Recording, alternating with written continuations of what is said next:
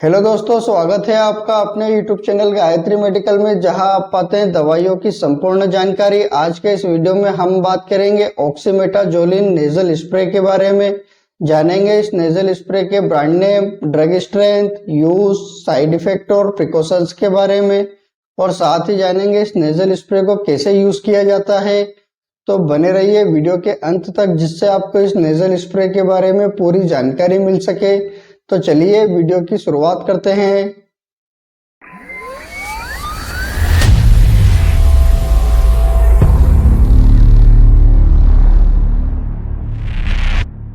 ऑक्सीमेटाजोलिन nasal spray की बात करते हैं तो यह नेजल डिकंजेस्टेंट मेडिसिन है, और यह आपको स्प्रे तथा ड्रॉप के फॉर्म में मार्केट में आसानी से मिल जाती है। अब बात कर लेते हैं ड्रग स्ट्रेंथ की। नेजल स्प्रे के ड्रग स्ट्रेंथ की बात करते हैं तो यह आपको दो अलग अलग स्ट्रेंथ में मिलती है। जैसे 0.025% की स्ट्रेंथ पेडियाट्रिक यानी बच्चों के लिए यूज की जाती है, और जो 0.05% की स्ट्रेंथ होती है यह एडल्ट यानी बड़ों के लिए यूज की जाती है।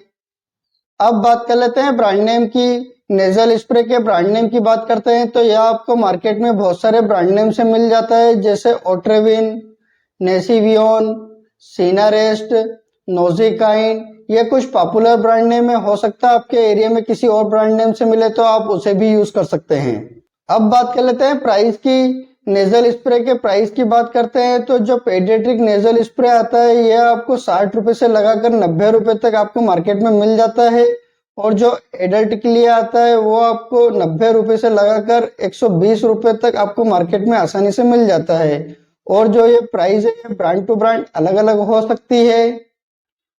अब बात कर लेते हैं यूज की। नेजल स्प्रे के यूज की बात करते हैं तो जैसा कि हम जानते हैं कि यह एक नेजल डिकंजेस्टेंट मेडिसिन है, और यह नाक से जुड़ी समस्याओं को ठीक करने के लिए यूज किया जाता है। यदि किसी व्यक्ति को एलर्जी के कारण या कॉमन कोल्ड के कारण नाक बंद हो जाती है, और जिसके कारण व्यक्ति को सांस लेने में प्रॉब्लम आती है, तो उस समय इस नेजल स्प्रे का यूज किया जाता है। और यह समस्या बच्चों में हो जाती है तो बच्चों को सांस लेने में प्रॉब्लम आती है, इवन उनको सोने में भी प्रॉब्लम आती है। तो इस प्रकार की समस्याओं को ठीक करने के लिए इस नेजल स्प्रे का यूज किया जाता है। अब बात कर लेते हैं यह नेजल स्प्रे कैसे काम करता है। यदि किसी व्यक्ति को कॉमन कोल्ड या एलर्जी हो जाती है तो उस समय उसकी नाक की नसें फूल जाती है, और जब ये नाक की नसें फूल जाती है तो व्यक्ति को सांस लेने में प्रॉब्लम होती है। और जब ये नेजल स्प्रे यूज किया जाता है तो जो नाक की नसें, जो फूली हुई नसें हैं, वो सिकुड़ जाती है, और व्यक्ति को सांस लेने में आसानी होती है। इस प्रकार नेजल स्प्रे अपना काम करता है। लेकिन एक बात का ध्यान रखें, यह जो नेजल स्प्रे है ये टेम्परेरी ट्रीटमेंट करता है, और आपको परमानेंट ट्रीटमेंट के लिए डॉक्टर द्वारा कुछ एंटीबायोटिक तथा एंटी एलर्जिक मेडिसिन दी जाती है। अब बात कर लेते हैं साइड इफेक्ट की। नेजल स्प्रे के साइड इफेक्ट की बात करते हैं तो इसके कुछ कॉमन साइड इफेक्ट हो सकते हैं, जैसे redness, swelling, itching, burning sensation, headache, breathing problem. इस प्रकार के कुछ कॉमन साइड इफेक्ट हो सकते हैं। इसके अलावा अगर और कोई साइड इफेक्ट होते हैं तो इस नेजल स्प्रे को यूज करना बंद करें और अपने डॉक्टर से कंसल्ट करें। अब बात कर लेते हैं नेजल स्प्रे को कैसे यूज किया जाता है। तो जो एडल्ट व्यक्ति या 12 वर्ष से ऊपर के जो बच्चे होते हैं उनको 0.05% का जो नेजल स्प्रे वो यूज किया जाता है, और जो 6 साल से लगाकर 12 साल तक के जो बच्चे होते हैं उनको 0.025% का जो नेजल स्प्रे आता है वो यूज किया जाता है।